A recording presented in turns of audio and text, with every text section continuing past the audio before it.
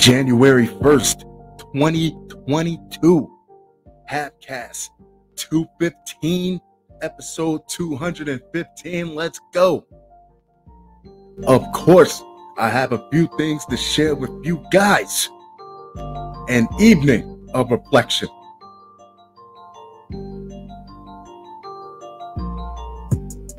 Shall we? Mike Lindell, cited by ex-general, worried about coup. Stop listening to the pillow guy.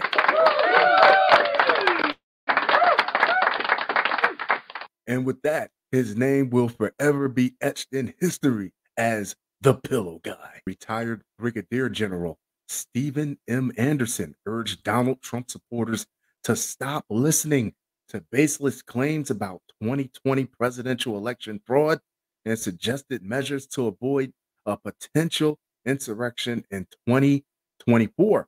The former general spoke with CNN host Pamela Brown about solutions that would address extremism that has gone wrong within the military. He also warned against listening to conspiracists among many Republicans promoting baseless claims of election fraud. I think Mike Lindell's game plan was to use election fraud to get his feet in the game as far as politics, and is not quite working out for him the way he wanted to. We need to do what we can now to identify those people within the military, get them out of our ranks, and train the rest of the force on civics one-on-one about how our country is supposed to work, how elections work. Stop listening to the pillow guy, Lindell, and start learning about our country and how it's actually supposed to run. Fair enough. Anderson said during his recent interview with CNN, there is a threat within the military. We've got some people that just haven't been educated, which is a dangerous person. Ignorance is not bliss. They haven't been found out, and they've grown in power through perhaps inaction on the parts of some of our key leaders. Palpatine, the retired general who said that he was a conservative Republican his entire life, pointed out that some of the rioters who attacked the Capitol on January 6th had a military background. Anderson was one of the retired generals who wrote an op-ed for the Washington Post on December 17th, warning of a potential insurrection if sections of the military don't accept the 2024 president election results. In the op-ed, Anderson and retired Major Generals Paul D. Eaton and Antonio M. Taguba expressed their concerns about a total breakdown of the chain of command along partisan lines and the risk of a shadow government. We've all been suspicious of a dark government for a long time. It wouldn't be a surprise. It would kind of be like Chancellor Palpatine announcing to everyone that he's really the Sith Lord. Hey, I've been itching to use a Star Wars reference. Shoot me. In short, we are chilled to our bones at the thought of a coup succeeding next time. That was crazy because they stormed the Capitol building and it was like nobody was home. Like if they really wanted to do harm to somebody, I think they just wanted to send a message. They didn't think they were really going to get that far. That's what's crazy about it. Earlier this week, Eaton made suggestions similar to Anderson's in an interview with NPR when he expressed his concerns about the 124 retired generals and admirals who signed a letter contesting the 2020 election. I had a conversation with somebody about my age, and we were talking about civics lessons, liberal arts education, and the development of the philosophical underpinnings of the U.S. Constitution. He said of potential measures that could be applied in the military. The fact that we were caught completely unprepared, that surprised everybody militarily and from a policing function on January 6th is incomprehensible to me. Just think about our enemies on foreign soil that saw that take place and what type of ideas might be running through their heads at this moment. That's scary. Civilian control of the military as sacrosanct in the U.S., and that is a position that we need to reinforce, he added. Stop listening to the pillow guy and read a civics book. Next up, a man who was charged after stealing a Frito-Lay truck asked to rap in exchange for a new car at an auto business the night before. You could reach for the stars, you could rap for the cars. Bars. A man accused of stealing a truck from a grocery store offered to rap in exchange for a new car at a business next door. So let me get this straight. Between both of them businesses, instead of doing that, you couldn't have just asked them for what is the word I'm searching for here? Oh yeah, a job. A manager of an elite auto business told WRAL TV the suspect asked to rap for a new navigator the night before. A man who was accused of stealing a Frito-Lay truck, resulting in a lengthy police chase, told a local business employee that he would rap in exchange for a new car. If you have to go from asking to rap for a new vehicle to immediately downgrading to stealing a Frito-Lay truck, I'm going to go ahead and assume that your music career is not doing all that well.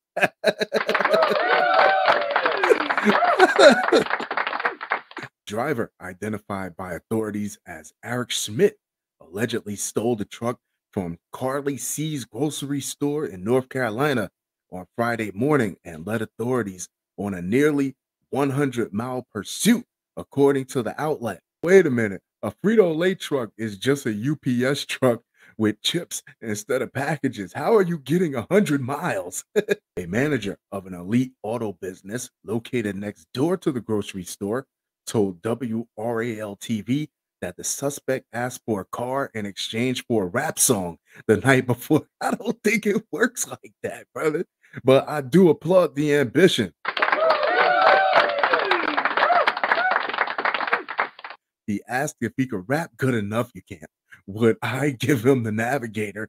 Steven Jackson, who declined the offer, wisely so, told the outlet. He said, well, let me make some moves tonight and I'll be back tomorrow and see what I could do. What's he gonna go do? Sell chips to make a down payment on the navigator? Schmidt reportedly took the truck the following day, and police were able to stop the suspect during the chase by using stop sticks on the interstate to deflate the tires. Wouldn't necessarily call what he did taking the easy way out, but if you can ask someone, if I can rap good enough for you, would you give me a vehicle? Then maybe you could ask them for a job in about a month or two. They might give you a discounted down payment. Who knows? Next up. And with 12 pending criminal cases accused of faking positive COVID tests to avoid court.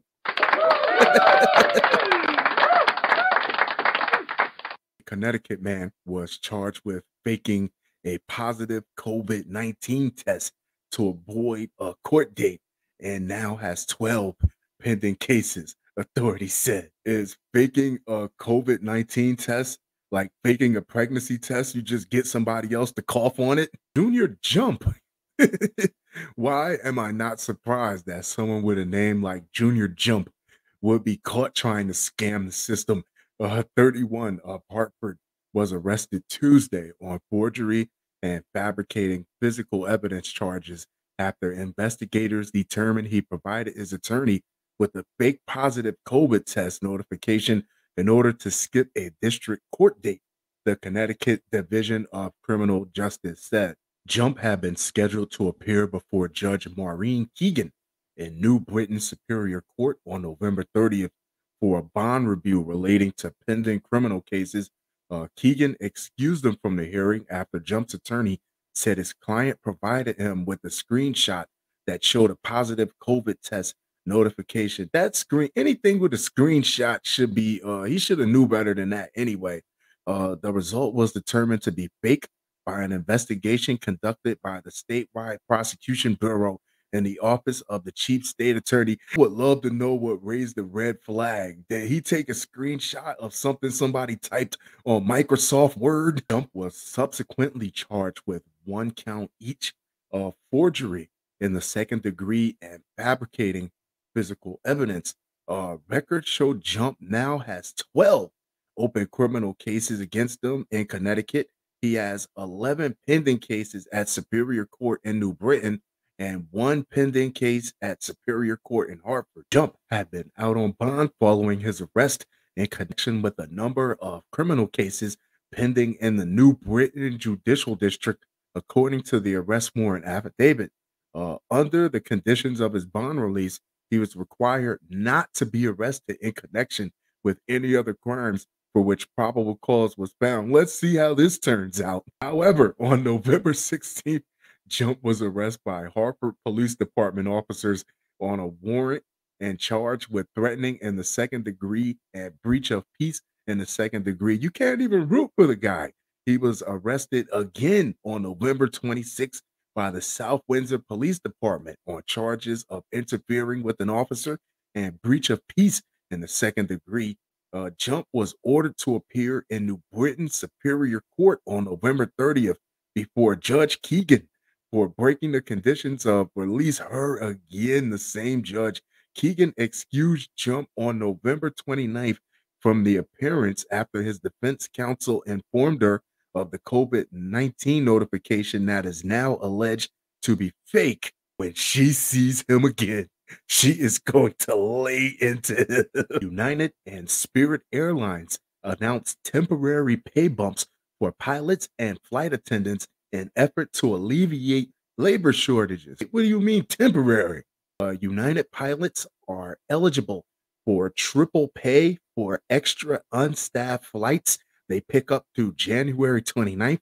Spirit flight attendants will receive double pay for shifts worked through January 4th.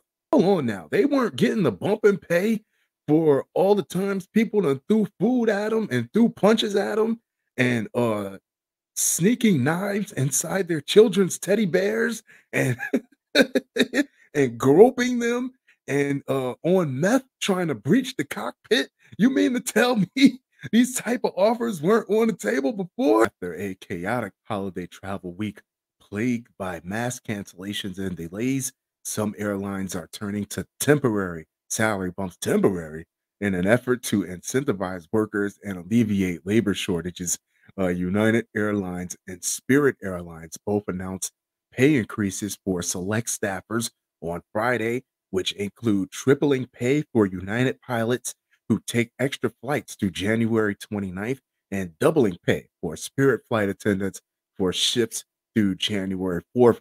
The policies come into effect as the airline industry struggles to fill staffing holes caused by the spread of the Omicron coronavirus variant, which has prompted more than 20,000 flight cancellations since Christmas Eve, according to the flight tracking service FlightAware. The incentives also follow a significant uptick of verbal and physical assaults, made against airline staffers in recent months.